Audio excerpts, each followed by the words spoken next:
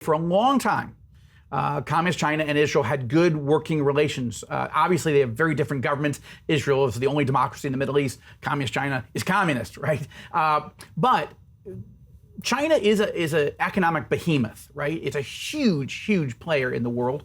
And Israel, being a high-tech superpower, not just in the Middle East, but in the world, wanted to do business in China. And they were doing a lot of business. And so Israel was always cautious. They wanted a relationship with Taiwan. There's a lot of shared values and similarities, as the ambassador pointed out in the last segment. But Israel was cautious not to be too pro-Taiwan in case that would enrage or complicate the relationship between Beijing and Jerusalem, okay? But on October 7th, everything changed. In the days and weeks that followed, Communist China came out hard against Israel, hard for the Palestinian terrorists known as Hamas.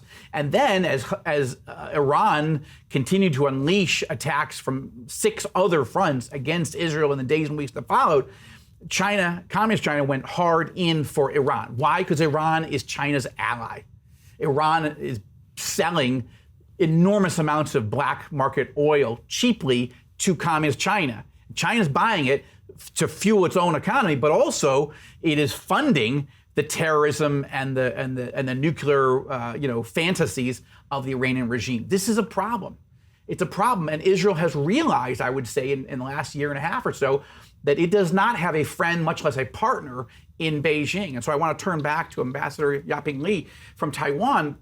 How has this changed? I mean, because it's a huge change. Israel can see this change, and Israel doesn't want a bad relationship with Communist China, but it has one. Mm-hmm. And so are there any practical ways that you've seen over the last year and a half or almost 2 years now that the relationship with Taiwan and Israel has improved or deepened?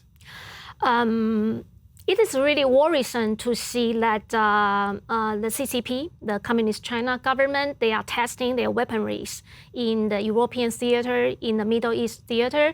This once again reflects our statement that China's strategic ambition is not just stop with Taiwan. Right. Its strategic ambition is beyond Taiwan. It's the ultimate goal for Communist China is to disrupt the current rules-based international orders, which serves all the humanity and also the progress of humanities. Mm-hmm. And they also want to force us into its political system.